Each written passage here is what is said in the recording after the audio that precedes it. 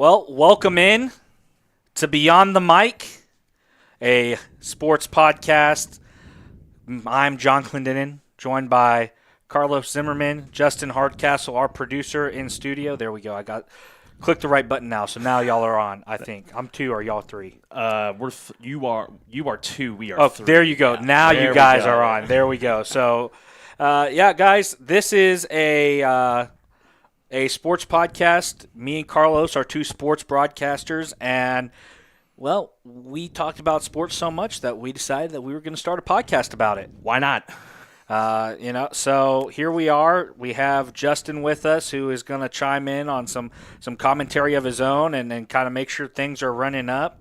But, yeah, this is going to be a weekly podcast for the most part, depending on travel schedules, with Carlos doing college football and college basketball and college baseball here and there, and me doing the high school circuit around the state.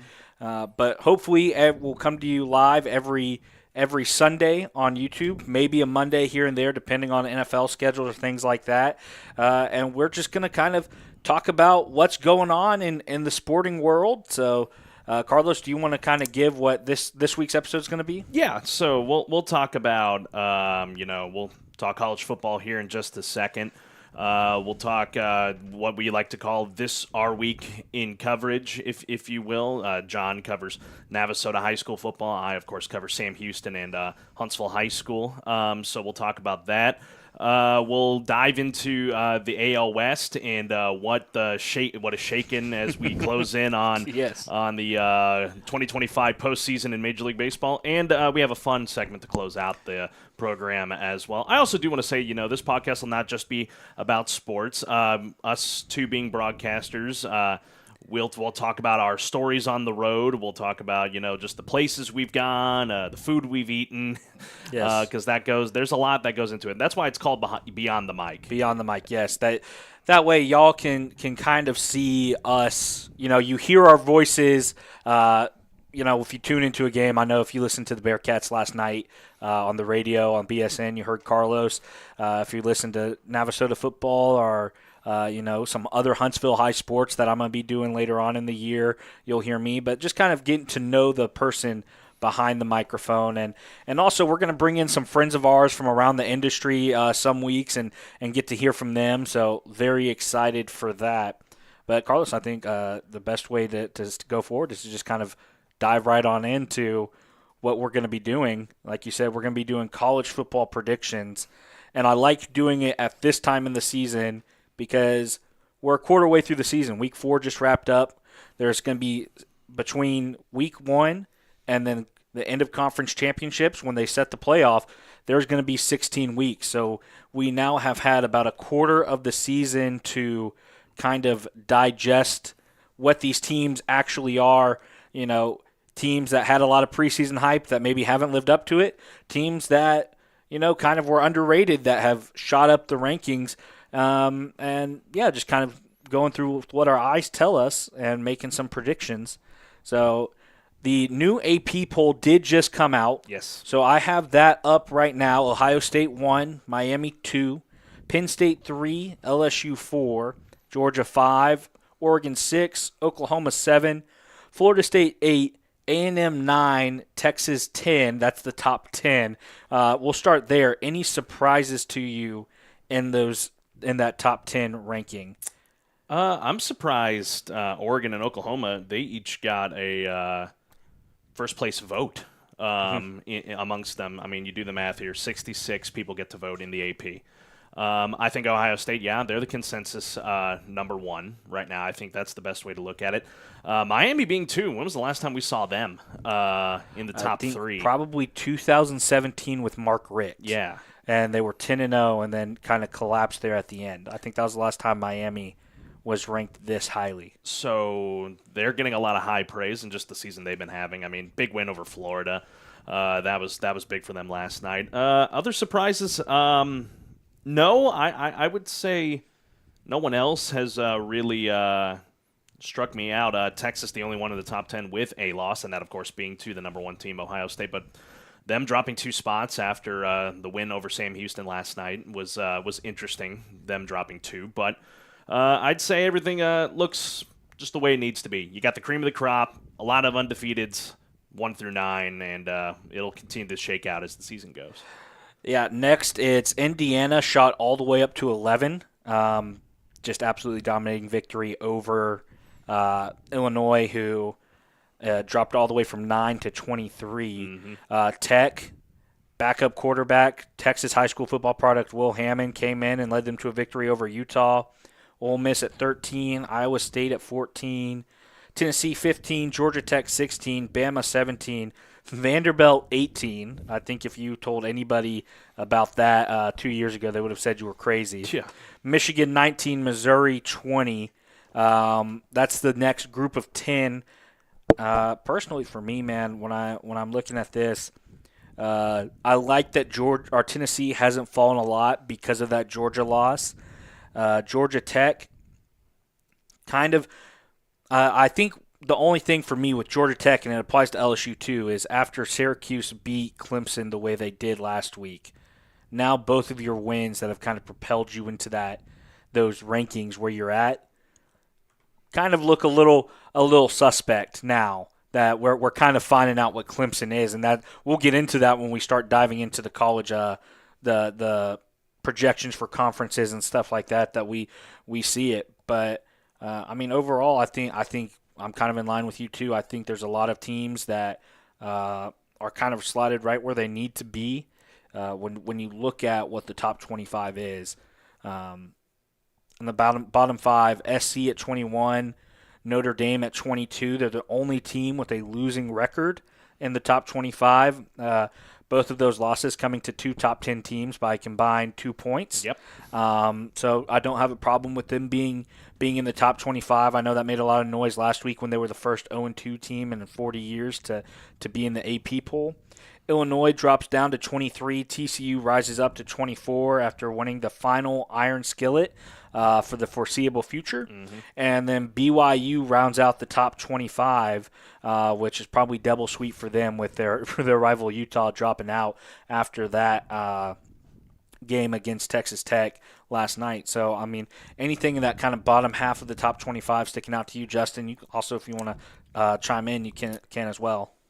You know, I think Notre Dame, I was kind of on the train of being 0-2. You shouldn't be in the top 25, especially with the way they lost to Texas A&M there at the end. But I get it, the metrics of it. They lost to 2 top 10 teams, so that's why they're keeping them in the top 25 and ultimately the conversation for the college football playoff. So I understand that. I think it was good that they didn't drop Illinois all the way out. I mean, it was a top 20 matchup, but just the way Indiana laid the smackdown on them, I think that was that may have been worthy of dropping them all the way out, but I guess there just wasn't enough to keep Auburn in the top 25 after their loss to Oklahoma, or vault Mississippi State into the top 25. So I think that that looks the way it does. Regarding Georgia Tech, I watched that Georgia Tech Clemson game, and then I watched while we were in Austin yesterday, watching Syracuse stun Clemson on the road, mind you, which is. That's tough if you're a Clemson fan. Yes. Losing at home to Syracuse. Dabo Sweeney would say, y'all, why are we held to a different standard? Y'all have gotten too spoiled if you're a Clemson fan. But, right. I think the standard that you set is to contend for championships, especially after last year. But, yeah, continue. So I think everything looks the way it should.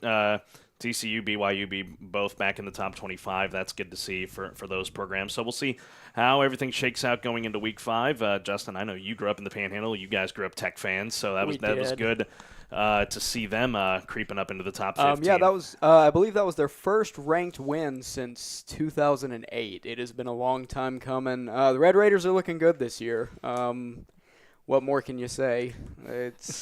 It's a weird feeling as a fan of that program, I will say. And looking ahead, looking ahead for them, I mean, it's not an easy stretch, but you got to think it's a pretty solid stretch that Tech can keep on winning. They're at Houston next, and then they host Kansas.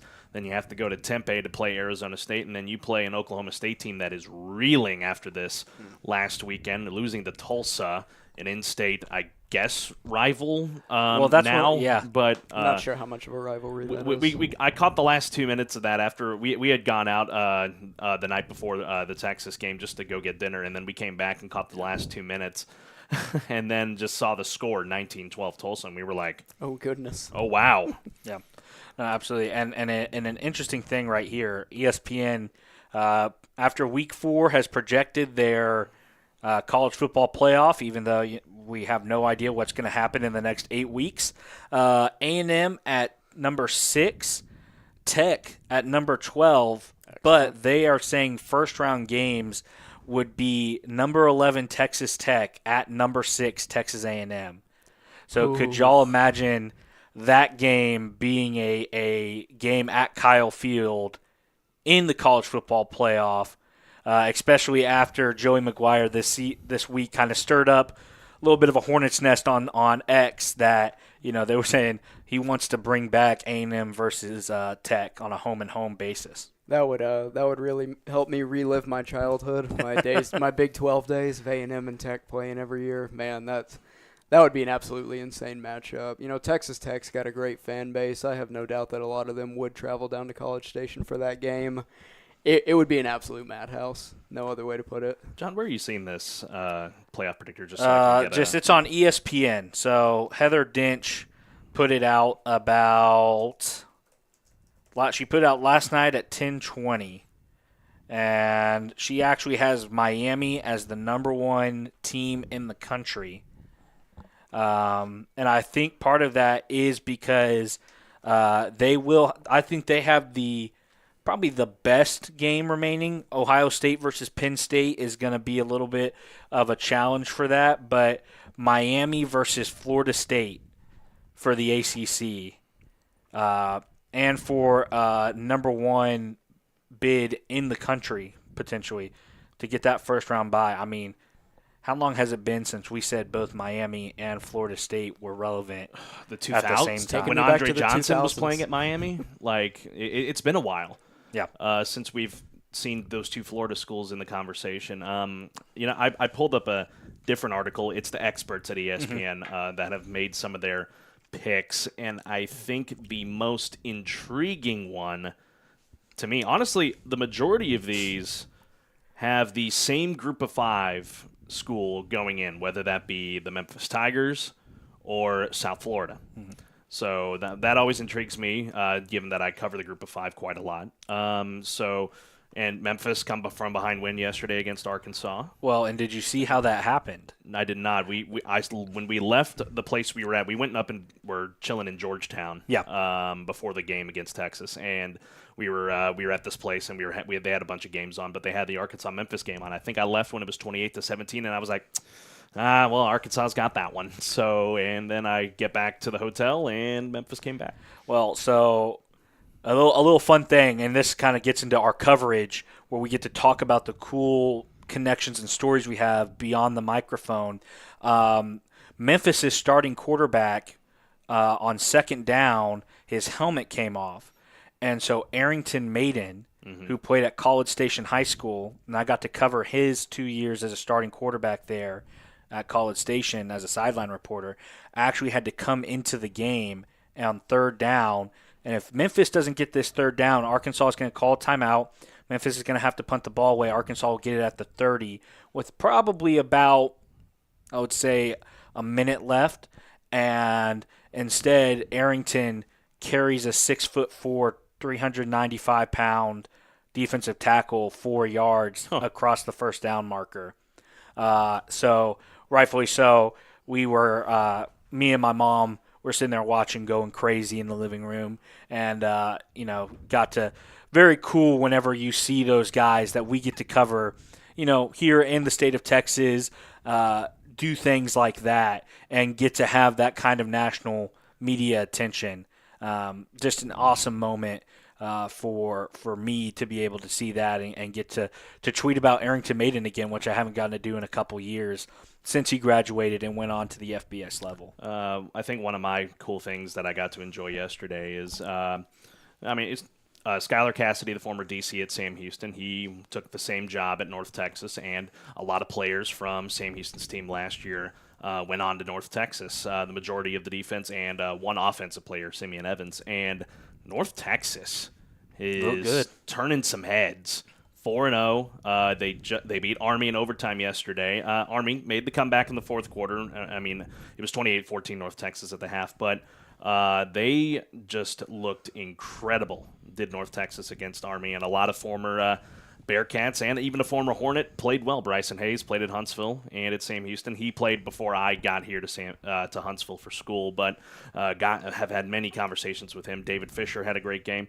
Davion Armstead had an interception in that ball game, so a big celebration for him. So good to see a lot of former Bearcats showing out for the Mean Green, and if they keep this up, just looking ahead for the Mean Green, if they keep this up, they got South Alabama and South Florida next. They could start creeping their way into the conversation of the college football playoff, especially with a huge win that they had against Washington State last week. And honestly, I think that would be the best segue into kind of these predictions per conference, kind of looking at what we have. And I think the best way to do it is we'll just kind of alternate. I have them pulled up right here. So do I. I'll start because the list that I have, it goes AAC, ACC, Big 12, Big 10, Conference USA, and I know you're probably gonna shy away from any Conference USA predictions due to affiliation with the university and everything like that. So I'll take Conference USA, so that way you don't have to worry about any conflict of interest. But yeah, I mean, when I look at the AAC, I think the teams that stick out to me right now, I think North Texas is one. I think Memphis is also one. That's 2 wins over Power 5. Actually, no, they have all 4 wins over Power 5 schools, I believe. That's right. So that that number always sticks out whenever you're looking at those mid majors. South Florida, I was really excited about. Had that game against Miami, but I don't think they could sneak up on Miami after what they did to Florida. So I think that they're going to be a contender in there. And then also, I know UTSA right now sitting at 2-2, but watching them against A&M in person to start the season, I really like their running back. He is explosive. And they have a senior quarterback. He just makes a lot of smart decisions with the football. Owen McCown, another Texas high school football product. So I would have to say probably those 4-5 teams. Also, Rice I think is going to be sneaky good in the AAC. I think if I have to give a pick to win, I think it's going to be Memphis versus North Texas in that championship game. They don't play each other this year. So I think that they're kind of both breathing a little exhaled relief. Sure. But I think that's going to probably be a game that if both teams could walk in there at 11-1, 12-0 with a chance at the college football playoff. I think the American Conference it's going to be a fun ride this year. There's a lot of talented teams. I don't really think besides maybe Charlotte. And maybe Florida Atlantic. I think any team can beat you any day in that conference. So it's gonna be fun. Indeed, it will. I'll go to the ACC for this one, and this is gonna be a tough one. I think it's one clear-cut front runner, that being the Miami Hurricanes, just what they've done so far this year. But I think their opponent in that ACC championship, it's going to come down to who stays hot between Florida State and Georgia Tech at this point. I think Georgia Tech does have a relatively easy schedule the rest of the way. They don't play a ranked opponent until the last game of the year when they play Georgia. So I think they have a pretty clear-cut path to the ACC championship. Florida State kind of in the same boat. But Louisville sneaking in there 3-0 right now. Not a bad start to the year for the Cardinals. I mean, they've played Eastern Kentucky, James Madison, and Bowling Green and have had 2-score-plus wins in that mix. But Louisville does have to go to Miami in 3 weeks or 4 weeks or so, so that'll be something of note. So I think it's clear-cut. This is Miami's conference to lose, and I think that could bode well for them in their shot to try and get a bye to the CFP. Well, and here's what I will say. Georgia Tech and Miami do not play each other. Georgia Tech does have they get to host Georgia this year. So if you remember, if you watched that game last year, outstanding game, double overtime. Georgia ends up winning it, but they're going to be hosting Georgia. So just something to keep an eye on. Even if that Clemson win doesn't look as good as it does now, or as it did then, Georgia Tech still has an opportunity for a marquee win. And even if they lose to Georgia, it might be where we see both Miami and Georgia Tech get in if Georgia Tech beats Miami in a conference championship game against an undefeated Miami team. Right. So that's something I always look at as that schedule. And now I get to have probably the most fun conference in America in the Big 12. Yeah. I mean, Texas Tech, that roster, the story all year, NIL, spending big, probably haven't seen a team this good that money can buy since the 1980 SMU teams. Yeah. I think they showed last week that their defense is for real, which is when is the last time we said that about a Texas Tech team? Will Hammond, I think, probably is the best backup quarterback in America behind Baron Morton there at Tech, that you're not going to have any fall off, and he sets you up for success next year. Utah, tough break, but I think you're probably gonna see them continue to contend there. Tech has BYU, does not have TCU, and I was gonna say I watched TCU last week, and Josh Hoover, that dude can sling it. He's a dog. Yep, and so that's another thing, that those two teams don't have to play each other this year. So that could be a thing when TCU, they have Iowa State and BYU left. Those are two teams that are going to be contending for that spot. So I think once again though, it's a conference that you're maybe sitting 7-8 teams deep that we're going to look up in November, and UCF and Scott Frost, it's looking like a match made in heaven to get him back there. Somebody that just understands the culture at Central Florida, and I think that all these teams I'm mentioning the teams that are ranked in the AP poll right now, but they're going to it's going to be a fun show. Yeah. In the Big 12. Moving on, as we're running short on time in this segment, Big 10, or the Big 18, if you will, with the amount of schools that they've just put together in there. 7 undefeateds right now, 4 at the top: USC, Indiana, Oregon, and Maryland out of nowhere, off to a very hot start. And then, of course, you got 2 in the top 3, Ohio State and Penn State. If you want me to try and make a prediction for this conference, I don't really know if I can, because just of how stacked this looks. You look at the top team in the country, the defending champs, Ohio State, who they have in front of them. They have Washington next, then Minnesota at home. Then you have to travel to Illinois and play there at Wisconsin. And then you host Penn State at the Horseshoe, which is, always the rivalry you got to think about. And then, of course, they'll have Michigan to finish the year at the Big House, mind you. So not the easiest path for Ohio State to try and repeat, but I think still a favorite to make the CFP. On the other side, Penn State, as a program that's had a solid start to the year, but they'll have a big test this coming weekend. They host Oregon in Happy Valley, so that'll be an interesting game to watch. And I think ultimately, who determines who's going to be up against the Buckeyes in the Big Ten championship. Well, and I just want to also point out a team to watch is going to be Nebraska. Another one-score game loss, but Matt Rule has them finally winning one-score games. Right. And if you look at this schedule for Nebraska, they host Michigan State, they're at Maryland, they're at Minnesota, they host Northwestern, they host USC, they're at UCLA, then they're at Penn State, and then they close hosting Iowa. So really, Penn State is the last team on their schedule that if you can go make some noise and Dylan Raiola can play the best he can, I think that could also be there. And we'll probably skip the rest of the mid-majors. I think we covered the one that's going to get a team in there. Yeah. And just go straight to the SEC, which is my territory of the country. And, man, LSU versus A&M on October 25th. That's a game that I have circled. Oklahoma versus Ole Miss on October 25th is a game that I have circled.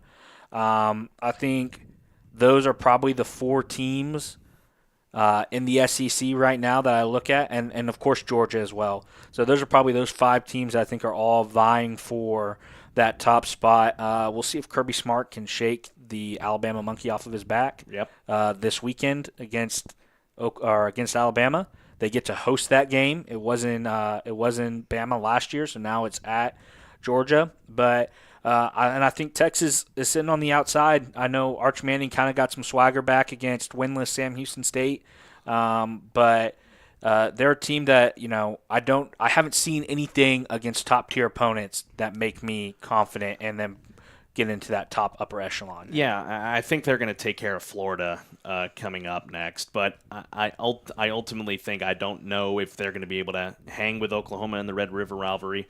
Kentucky and Mississippi State look like big wins. Vandy that'll be a good ball game to open November. Diego Pavia, former Conference USA Player of the Year, played at New Mexico State, but then they have to finish at Georgia, home against Arkansas, and then host A&M in Austin. So that'll be interesting to see. I think the other one that I think could maybe just be a sneaker into the CFP, but they're going to have to steal a couple of quality wins, and that's Ole Miss. Yeah. They off to a hot start, demolished Tulane yesterday. That was a big win for them at home. Tulane was, in that conversation of the American. But you have to go LSU, then you go non-con against Washington State, but then you got to go play Georgia and Oklahoma on the road back-to-back. They're going to have to steal one, if not both, if they really want to be in that conversation. Yes, and I think that if you win those games on the road in the SEC, you have earned the right to be called a college football playoff contender. Absolutely. So, with that said, that's a look at our predictions. We could probably bounce back to the Group of 5 at a later time and see how that, because the Group of 5 that has a lot of ironing out to do between the American Conference USA, the Mountain West, and the Sun Belt and the Fun Belt, I like to call it. Yes, and the MAC as well. So that can be talked about at a later time. So, why don't we just dive into our weekend coverage, John? I'll let you start. You had Navasota versus Waco High on Friday night. And just talk to me about that, because I actually haven't heard about your experience at Waco ISD Stadium. Oh, man. Well, let me just start by saying this. The facilities at Waco ISD are probably some of the best in the state of Texas. That was built in 2000, hosted a plethora of state championship games, host probably about 10 playoff games every year. They have a wall that when you walk in, you see all the scores of all the playoff games. So just always good to be there. Had some technical difficulties, but not going to get into that. But the game itself, man, Navasota, last year, first-year head coach, similar to what you're seeing with Huntsville, had some struggles early on in the non-district, and really came on and made a surprise run to the regional semifinals. This year, they have picked up right where they left off. Navasota is 3-1. Only loss is to a Sealy team that's going to be a title contender in 4A D2. And, man, they just started fast. They had 6 first-half touchdowns again. So that's back-to-back games with 42 points in the first half. And, you got to play. Both teams kind of traded scores. Waco scored with, about 16 seconds left to cover. Navasota was a 37-point favorite by the computers, and Waco scored with 16 seconds left to make it a 35-point game. So, that was fun to kind of try to keep track of. But, yeah, just overall, just an excellent week. I really, really enjoy going to those kind of stadiums with a lot of history, with, facilities. Because let me tell y'all, folks, in Texas high school football, when you're a broadcaster, you have no idea what you're going to get into whenever you get to a stadium. With Carlos, it's a little different. Carlos playing those bigger schools, he gets to He's usually going to have a nicer setup, but I went from world-class press box this past week to the week before I was sitting outside on bleachers trying to find a working power outlet. So those are going to be the kind of stories that we share here in this podcast. But yeah, I mean, just always fun to go to Waco ISD. I told my broadcast partner Greg Lemon, his wife Jamie sometimes joins us, and I was like, Jamie, this is if you're going to pick one road game this year, this is the road game you need to come on, because we're going to win more than likely, and you're actually going to be comfortable. And man, it was just an all around good time. Late night, Oh yeah. that game drug on. I mean, it was a 3-hour game, but that first half was probably about an hour and 45 minutes. So much quicker second half when both teams kind of just run the ball out. But overall, man, just awesome week. My team I cover anyways. I know for you it was a little bit of a different story, but still a cool experience nonetheless. Absolutely. I'll say this to stay on the high school front. Huntsville was on their bye this week, getting ready for homecoming this week against West Fork, which we'll be able to talk about on our next episode. But had a chance to speak with Coach Todd Mabus, and just to get a lay of the land of the team. They were coming off of a overtime, just a crushing loss to Cedar Park, 36-29, but still played very well. Some things to clean up here and there. So he feels pleased about the squad and is excited for this week against West Fork. I'll get to see him again on Wednesday to get even more intel. Actually, I'll see him tomorrow on Monday for the coaches show. Yeah, let's talk last night. Let me just say this. The game aside, an all-around cool experience to go to DKR and a night game at that. A crowd of 100,000 strong plus selling out that ball game. And it just made for a really good just atmosphere. I love the whole college football feel that you can get at a stadium like that. I got that. My first broadcast as voice of the Bearkats was at Texas A&M 3 years ago, and that was a cool experience. The press box swing, that took a second to get used to whenever the Aggies were doing their Aggie yell.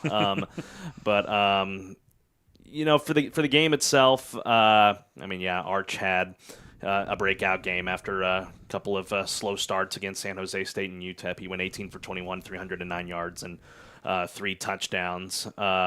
Mixed and matched with the ground game as well. Christian Clark was their leading rusher. Ryan Wingo was their leading receiver. And that was basically the story. And it was unfortunate. Sam Houston just couldn't get anything going on offense. That's credit to Texas's defense. But obviously some things still need to be ironed out, and especially for the Bearcats as they get ready for conference play, a resumption of conference play coming up against New Mexico State. But I have the confidence that they're going to be able to figure some things out. And it's tough in this day and age of the transfer portal and NIL. I mean, it supports the big schools, and the small schools have to fight for the players they want and the NIL they want to bring in. So it's going to be – I'm not going to say it's going to be like this every year, being 0-4 to start the season, but it's going to be a process. So, I mean, just to quote whatever Philadelphia 76er said it, I mean, if you're a Bearcat fan, trust this process. That would be trust the process. Yeah. Trust the process, yeah. No, and I would say on that note, too, as a fan of the Bearcats and somebody who's goes to school here and everything, yeah, I mean, it's tough. Like we said, Skylar Cassidy in North Texas. It's the Bearcats defense from last year that won 10 games playing for him. And so, but hey, that $1.5 million Texas paid us to come up there and get that whooping. It's gonna be put to good use, and I think that you're starting to see the investments into the program, new press box, facelift on the stadium, and things like that are going to help attract those kind of players that you need to continue to make noise at the FBS level. You did it last year, obviously. New head coach, new coaching staff all around. 55 new players. 55 new players. That it takes time. It really does. And I understand the frustration because you did win a national championship 5 years ago at the FCS level. And you did win 10 games and won a bowl game last year. But yeah, I think it's a process. That team had been built for that year. After you won the national championship, a lot of freshmen that you brought in off of that team redshirted because they knew, hey, we're about to transition to a bigger division and a bigger stage, and then they stayed there and they stayed through the 3-9 season, and so you had so many seniors and so many leaders on that team last year that just they all graduated, and so now you're having to start fresh from scratch on year 3 of the FBS, and it's hard because teams like Texas State and UTSA and Rice and Houston have been at the FBS level for, some for 15, 20 years, some for 100 years. And that's the head start that you're having to deal with. But, year 2 winning 10 games, still nothing to slouch about. No. And I have a lot of confidence in Coach Longo and the staff to get things started. And one thing we didn't talk about Conference USA, nobody knows what is about to happen in Conference USA. You could still make a bowl game in Conference USA. In fact, we could still make the Conference USA championship game because I have no idea, besides Western Kentucky, who is actually going to win games and who is not going to win games in Conference USA. It's going to be interesting. Yes, it is. To say the least. We still have a little bit of time on this segment. One cool thing that happened just a few days ago. It's on the college basketball front, which is going to be coming up pretty soon. And I'm a college basketball junkie. People are going to realize on this podcast. You and me both. Wait till I get to talk about buckyball. I'm excited. What they're building in College Station over there. Yeah, and I'm excited for what Coach Mudge and his staff have built for Sam Houston this coming season. But I think one thing that was really cool this recently, Lamar Wilkerson. Yes. Left to go to Indiana, and they paid well to get him over there in NIL. And I thought it was really awesome that he donated. I don't know the exact total. No one really does. Only Lamar and the Lord, of course. How much he donated back to Sam Houston of his NIL money. It was a 6-figure amount. That's about all we know. But still, just I think we're going to start seeing that to be a thing in college basketball amongst, some elite players that are playing at these small schools. They go to the big schools and get to be put in the national spotlight, and they're giving back to the schools that helped made them what they are. Recognize where you come from, and not, hey, y'all, without Coach Mudge and his staff, Lamar, they put him in a position to succeed, and his time at this university means a lot to him. I'm going to give back. Especially to about an athletic program that doesn't have the biggest NIL budget in the world.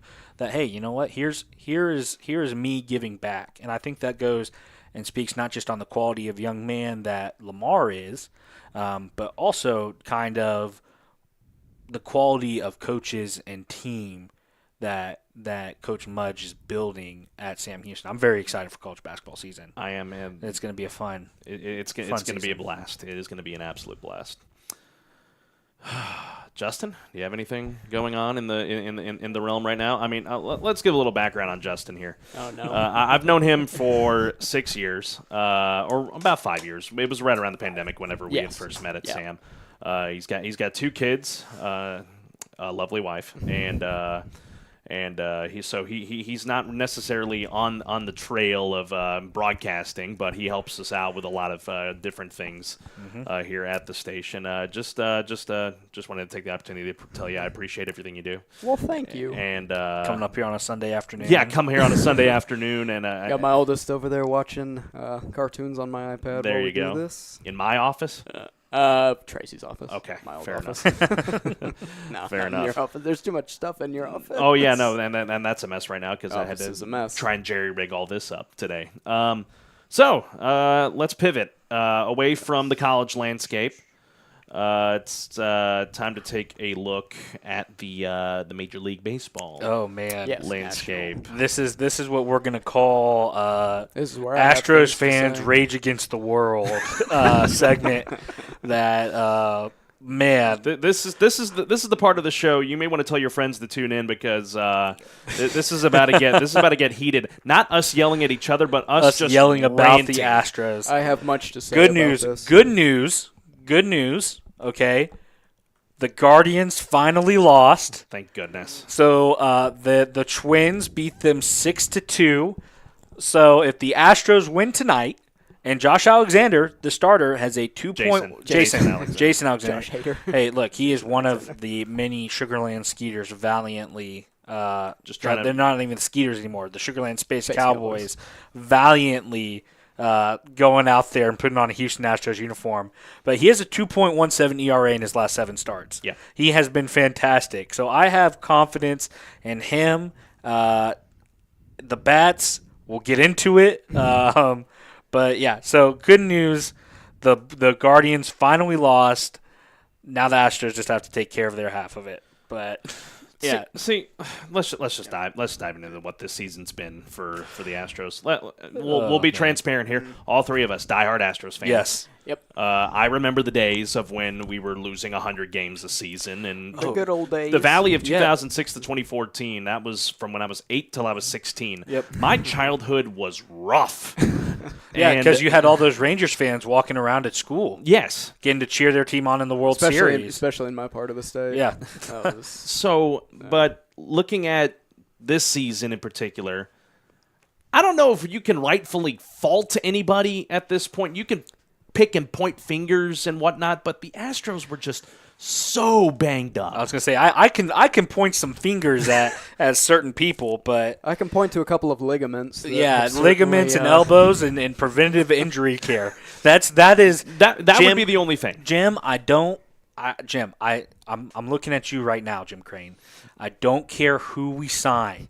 Okay, we need preventative injury care specialist in the clubhouse. Desperately. All right, Yordan Alvarez, bubble wrap this offseason. Nothing. Okay, Jose Altuve, nothing. We cannot afford any more injuries whatsoever.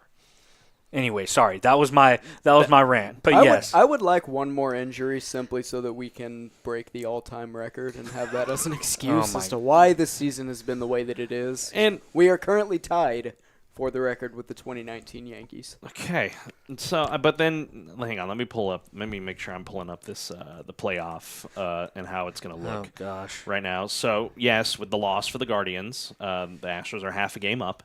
Remember, the Guardians have the tiebreaker over Houston based on, I think, was it head-to-head matching Yes. up with them this season? head-to-head, they won the season series. Okay, so go figure that was going to come back. And I think Cleveland's the only team really Houston has to worry about at this point. After they swept Texas, the Rangers have just been on a free fall. Since then, they've lost 6 in a row now, 5 back of the wild card. So I think it's going to come down between Houston, Cleveland, and Seattle who gets that last wild card spot. Then again, Boston is only a game up in that regard. I think the Yankees have just a little bit of enough cushion. But anyway, I'm getting off track. Back to the Astros. I mean, it's tough when you're putting out, you were putting out a AAA team half the season. Right, You didn't have Yordan. You didn't have Correa until after the deadline. You didn't have Isaac Paredes for a good while. Your playmakers. There was all-stars. All-stars. There was points Christian Walker would end up in a valley, and then he would come right back up. And lately he's been playing as advertised. But Yes. but that's just the kind of thing. It's not a World Series team this year. Like we were thinking initially at the start of the season with some of the hot starts they found. But I think it's a team that can get to the DS depending on who they play. Yeah, I mean, I'll look at the team. Part of my frustrations is I wish that they would just say Yordan Alvarez is not coming back. Yeah. I think that's part of a lot of frustrations for fans. Is that, hey, just tell us that Yordan is not going to be here. What's very frustrating for me is you were very competitive against the Blue Jays. And you were competitive against the Yankees, and you have shown well against teams that are going to make the playoffs. And then you would just hit these skids where the offense just couldn't produce.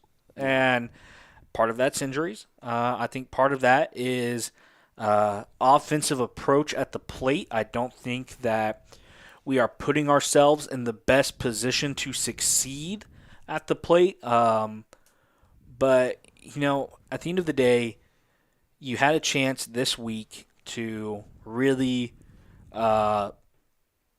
cement yourself as a playoff team, and you have now taken that ability away from yourself. Now, granted, do I trust the Seattle Mariners? Absolutely not. Nope. No. They are 34-8 at home. When I look at who they have left to play, they have Colorado and they have the Dodgers. So, the Astros, you have a chance. You have you got the Angels and you have the Athletics. The two bottom feeders of the division. Yep. And so if you can win tonight and go on and play to the ability of your team, you have a chance to sneak in and back in and win the division like you did 2 years ago against Texas. Right. And my thing about it is that they have to go on the road, but against two teams in the bottom of the league, I think at this point you can't afford to lose another game. No, you really can't. Unless you get to that. Is the Rockies the last series for the Mariners, or is that the Dodgers? The Dodgers are the last series. Okay, so I would say you can maybe afford a loss to Anaheim if you get help from LA beating Seattle. That would be the only thing. But I think at this point you can't settle for anything else. You got to win these final 7 if you want to win the division and carry momentum into the postseason, depending on who it is that you are going to match up with. If you win the division, that could be either Seattle, Boston, or Cleveland. And I think home field advantage is a real thing in baseball. So in a best of 3, I like the Astros' chances in being able to host the first 2 games. Yeah, and just to add to that a little bit, one thing about how we find ourselves in this position that we're currently in, because we're about to play Anaheim and not Oakland. What are they called now? The Athletics? Sacramento Athletics. The Sacramento They are Athletics. the insert city name here, Athletics. That's a good analogy. These are bad teams. And, throughout the whole golden era, we've had this running joke of, we can't win against bad teams in the regular season. We've all seen it. Problem is, that's only cute whenever you're got a 10-game lead on the division and you don't have anything to worry about. Then you can afford to drop those games. The problem is this year and last year, you haven't had that 10 lead in the division, and you haven't been able to afford to drop those games, and you keep doing it. And that's how you find yourselves now out of a playoff spot with a week left to go in the season. Yeah. And I was going to say, I think the most frustrating thing about this team is that if you look at the pitching stats, your top 10 ERA, your number 3 in quality starts, your number 6 in WHIP, your number 5 in batting average against. Pitching's excellent. You're second in the league in saves. You are number 1 in strikeouts, right? And your 2 guys that have sub 3.5 ERAs on your team have 9 and 11 losses each, because if you look at batting, you're 22nd in runs scored, you're 14th in on-base percentage, you're 15th in slugging percentage. You're actually top 10 in batting average, but you are not being able to convert the opportunities that present itself on offense. I mean, you're bottom 10 in runs scored. When you look at doubles, you're and that's just not a winning formula. Yeah, you're bottom 10 in doubles. You are bottom 10 in triples. In home runs, you are number 17th. So you are below average in slugging, and you cannot just survive on trying to get singles. Yeah. I mean, when you look at the slugging percentage, you're 15th. But your OPS is only, as a team, is only 715. Like, that's just, you cannot be an average to below average team that doesn't score runs offensively. And it's particularly when they're in scoring position is really the problem. Yes. You'll get a runner on second, and he stays there. They have a huge problem with driving runs in. When you look at the overall grand scheme of things, though, I just think the American League as a whole was weak this year. When your 3 division leaders are Toronto, Seattle, and Detroit, That should tell you something. Well, I'm going to say. I'm not, and that's not to slight those teams. I'm going to say Detroit, Tarek Scoble, A.J. Hinch. I think that's the thing that hurts me the most is A.J. Hinch doing what he did in Houston, now in Detroit. I think he's the best manager in baseball. But, I'm not going to go down that road for Astros fans. It's going to be too painful. But yes, the the American League in general was weaker this year. And injuries and ineptitude on offense have prevented you from taking advantage of that. Yep.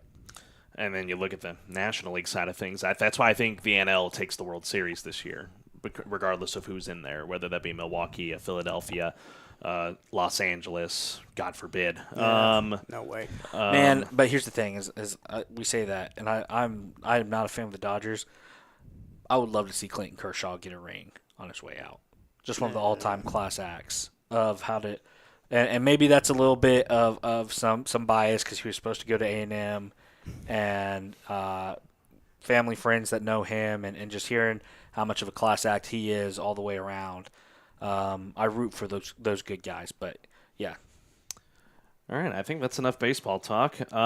Just checking in on Dallas, Chicago. I don't want to talk about it. It's I have it up. It's 14-3 Bears. Man. What did your team do the today? Second quarter.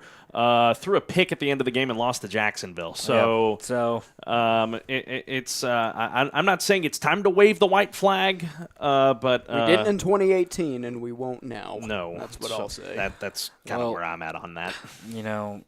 Secondary just is not. It's brutal. It's brutal for the Cowboys. Javonte Williams, though, 7 carries for 60 yards. Yeah, he has looked fantastic. Real quick, we could take just a quick 30-second break. If you don't know, we have a great mobile app here at KSAM, and you can listen to today's best country and all your favorites. And we have just a quick message about that. Country music is different than other music genres. Our artists sing about family, friendship, the ups and downs of this old world, and living this life. Country music tells the story of us. 101.7 KSAM is your hometown radio station, playing today's best country and all your favorites. And you can have this hometown connection right there on your smartphone with the all-new KSAM mobile app. It's in your iPhone and Android app store right now. And we also have direct links on our website, KSAM1017.com.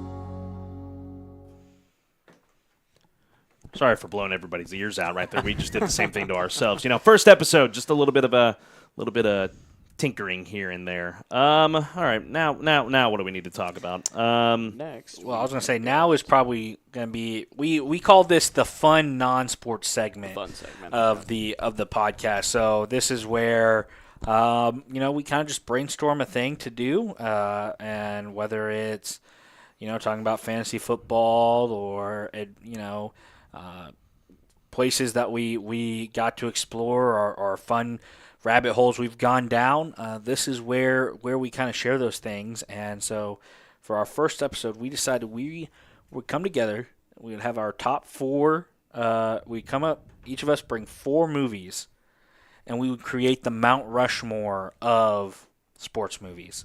So I'm going to defer to y'all to share y'all's list first. Oh, we're not going to cast lots? we can try, but I also have the button that I can push to put the camera on y'all. So you basically hold all the power. Yes. I if one of y'all wants to start first, then more power to you. But if not, I can start. Okay, Justin, you will start. Okay, give us your rankings. Give us a brief reason why. And if you have an obscure movie, go ahead and give us just a quick blurb about the movie. Oh, my top one's going to be an obscure one. Okay, so here we go. Yeah, Justin, go ahead, start us off. I am going to start off with, I can't remember if this is the name of it because I haven't seen it in a while, but Sam Jackson's Coach Carter. You know that one? Yes. The basketball movie where he takes the not-so-good basketball team, whips them into shape. They don't win the state championship in the end, but it's a feel-good story. I guess, He spoiler turned all their alert. Go ahead and put a spoiler alert on. I guess we are doing spoilers on these movies. So. No, yes. If you haven't seen it, it came out in the 90s. I do not feel bad. That is fair. That is fair. That is just a classic feel-good movie. Well, one of my favorites. It's got everything. Great Sam Jackson acting. Channing Tatum's in it. It's like one of his first roles. It's just a classic. It's a feel-good one, so I really enjoy it. Favorite one from my childhood. I'm going with D2, The Mighty Ducks 2. The World Tournament one. I loved that one as a child. It was so much fun. I was so into hockey as a kid, which is weird because I'm from the Texas Panhandle where there's no hockey whatsoever.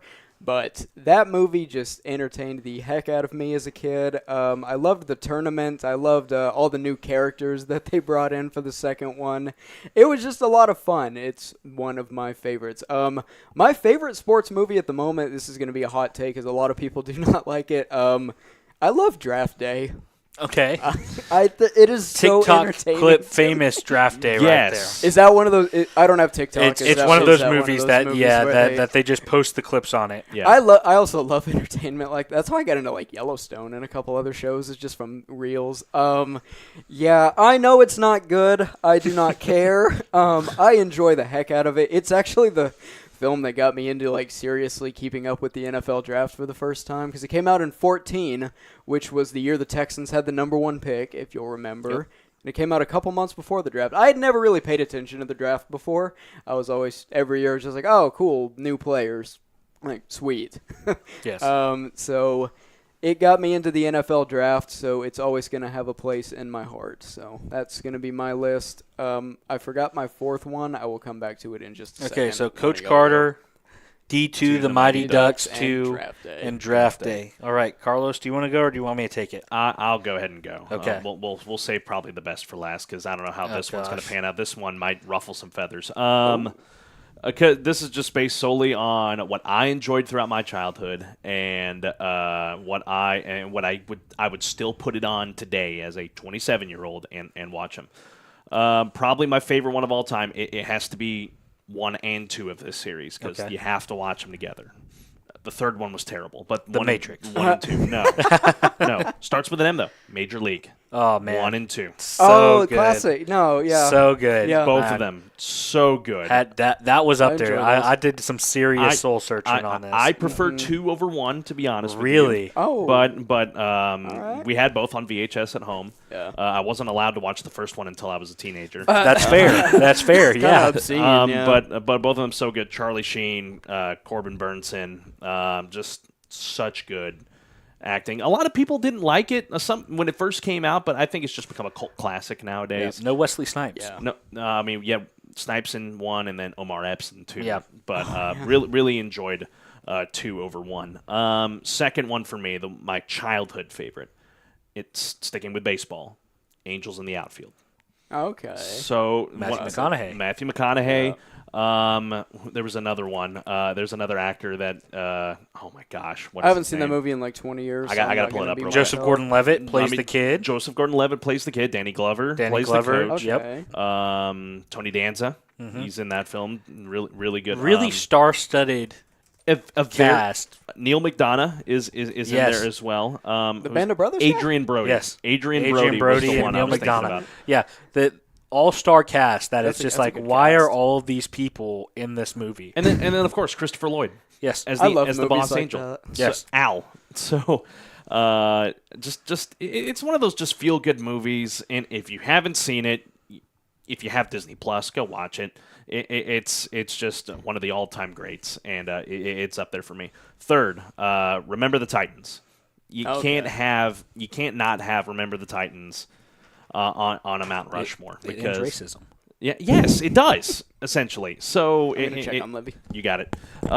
And it's just one of my all-time favorites, Denzel Washington, and just plays that movie so well. And it was one of the first ones I saw in school. Yes. Because it's a good educational tool. Yeah. Especially in history classes and stuff like that.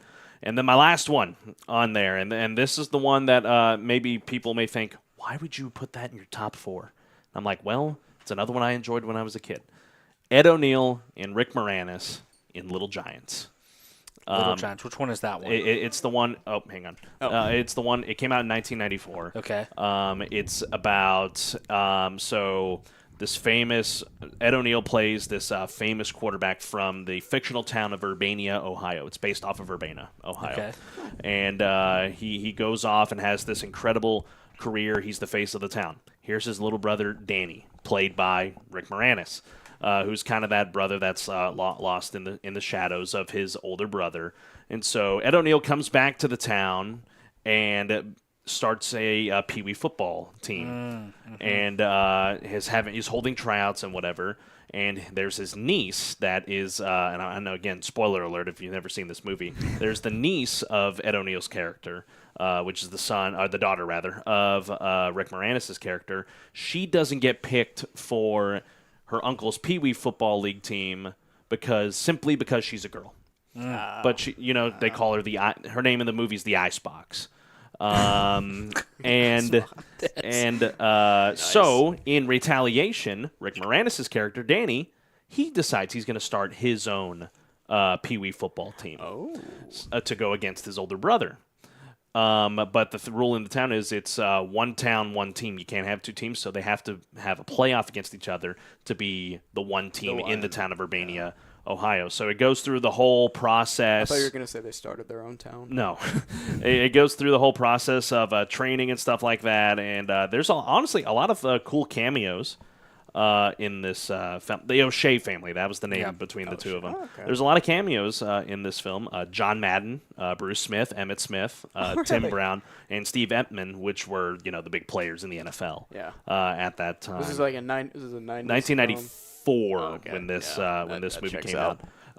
It's just, I encourage you to go watch it. I don't know if it's streaming anywhere at all, but it's just one of my all-time favorite sports films as a kid, and it's up there in my top 4. I remembered my fourth one. Okay, yeah. What is it? I don't know how I forgot. It's Moneyball. Okay, I love Moneyball. Yeah, that one's a classic, man. That was so good. Great segue, because my number 1 is Moneyball. All right, so that one's going on the. I'm just gonna give you a heads up.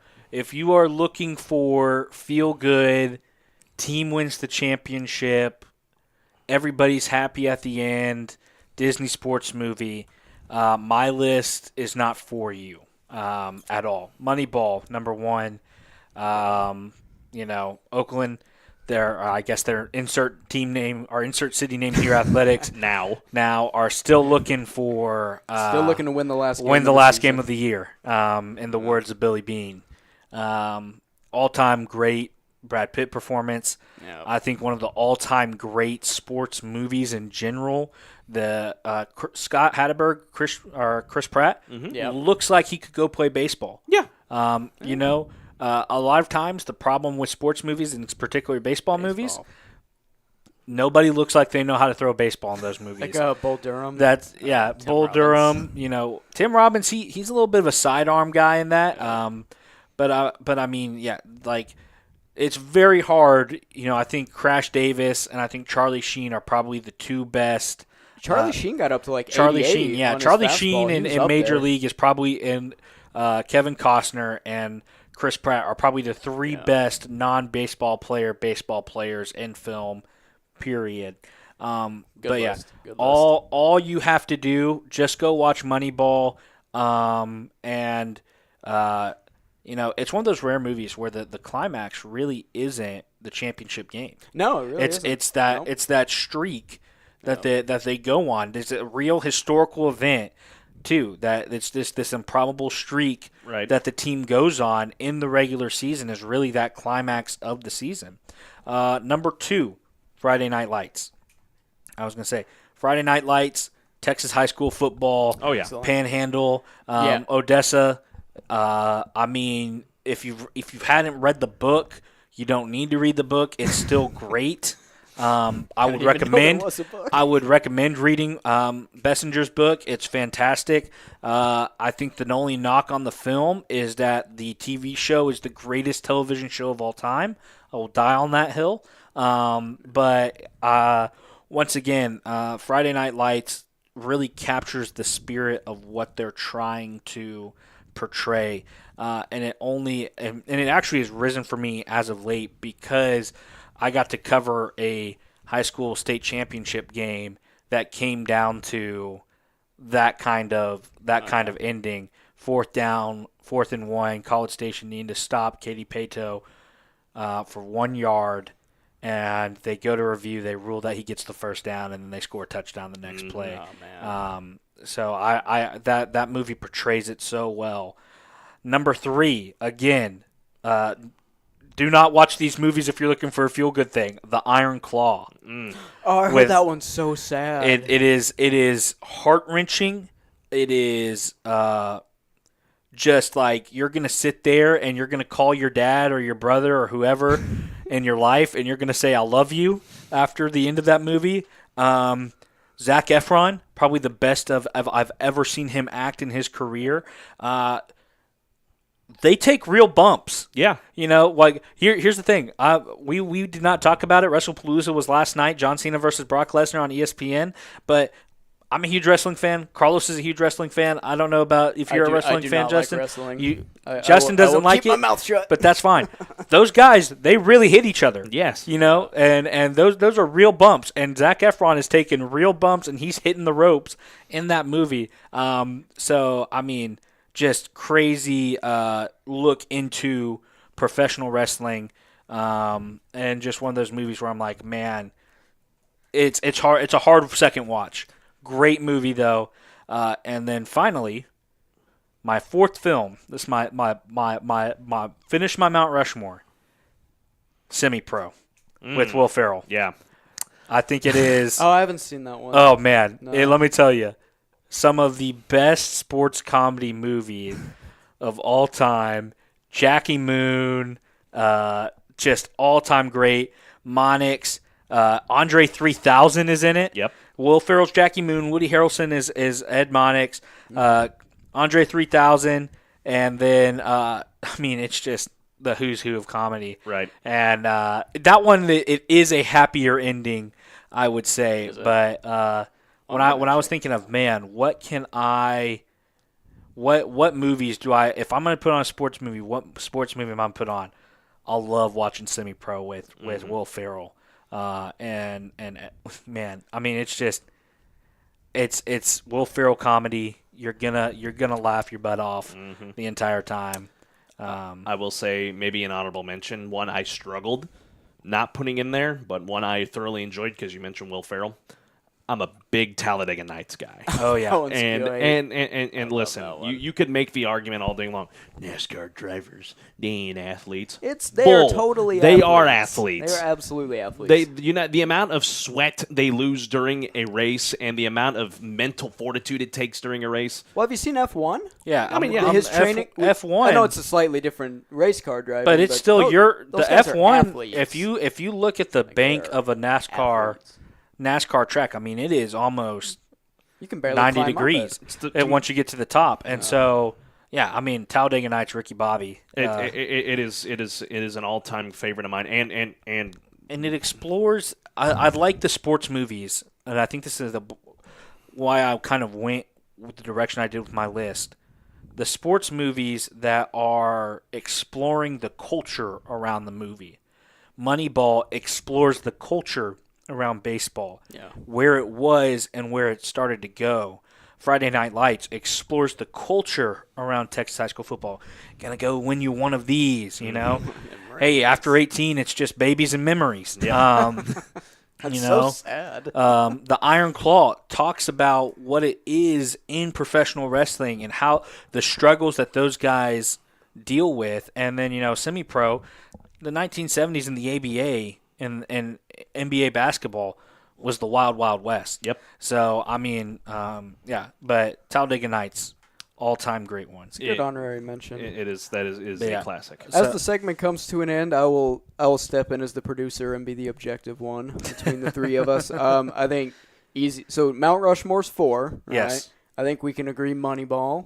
Mm-hmm. It's definitely on there. I'm going to nominate Iron Claw, even though I haven't even seen it, simply because of the accolades I have heard around it. And I encourage y'all, look up the story of the Von Erichs. And I do know the story the real life Von story of Erichs, the Von Erichs. yeah. Heartbreaking in the pursuit of glory and what they do. But yeah, no, I mean, and that movie just does a great job telling it. It just came out 2 years ago. Yeah. And it was. I want to go with Friday Night Lights too because that one is goated in my opinion. Mm-hmm. I think that one is fantastic. Totally not biased at all, but Draft Day. Don't fight me. Okay, I was gonna say we could go also. Man, Major League was right there on my list. Not Draft Day. I think Major League. The first one. First one. That's the one I'm gonna go with. Just so good. So good. Can't care. Like I said, the culture around professional baseball.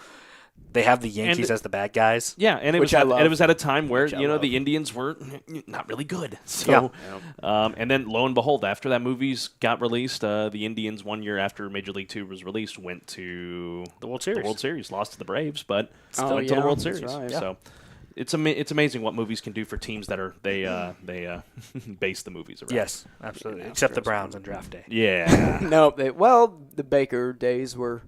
We're good, and then they messed it up. up. And then they weren't. And then they ruined it. And now he's just gonna lead the NFL in passing for good for 3 him. years. Yeah, good for him. Happy for him. But yeah, as we come to a close, Carlos, you want to say anything to wrap it up?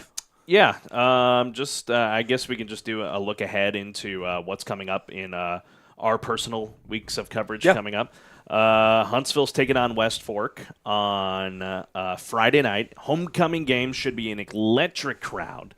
And if you can't make it to the game, you can join it for us right here on the KSAM YouTube channel. Myself, Brian Adams, and Emma Sims, we're going to have the call. 6:15 p.m. pregame show, kickoff at 7 o'clock. Bearkats are on a bye, so we're going to get a week off, and then they'll take on New Mexico State to resume Conference USA play coming up a week from Thursday on October the 2nd. So I'll be traveling to Las Cruces on a Wednesday night, call the game on a Thursday, come right back, and then a 2.5-hour drive to Port Neches Groves for Huntsville versus Indians. So much fun. Oh, yeah. I'm going to be on that trip with you, I know you are. Yeah, excited about that. We'll have a lot to talk about on that episode that follows after that. But for me, I mean, I'm going to be Navasota takes on LaGrange next week. So excited for that. I'm going to go watch some college football on Saturday. Probably watch A&M host Auburn. So first, go to the game? Yeah, go. Okay. So I'll be. OBS. It's fine. Disconnected for a second. And then excited for the upcoming weeks of high school football to cover. Also, my Dallas Cowboys have just now tied.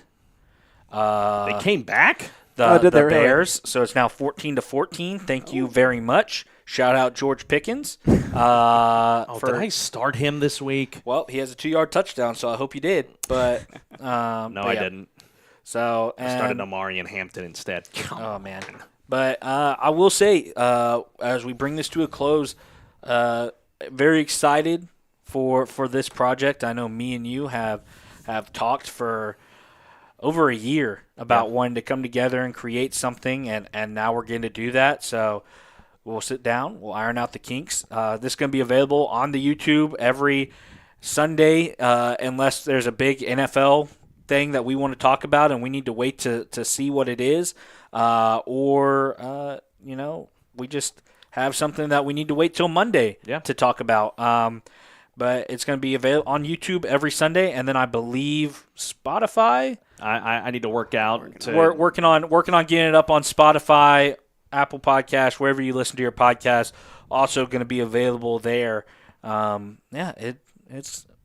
It's always fun to start something new, and I'm very excited to see where this is going to go. Absolutely, and whenever me and our former executive producer Jordan Smith wanted to put a podcast together, I mean, this was ideally the way we wanted to keep it going, keep the podcast going even after Jordan left. Jordan was tuning in today, so Jordan, appreciate you listening to and watching the show today. Shout out Jordan. But I knew after he left, and there was just this window of time where we didn't have a podcast, we needed to have a sports-based podcast back in the mix. So, glad to get this going with you guys, and Justin will be here, and if there's days he can't be here, we'll force Emma to come up from Atascocita to come up here and produce.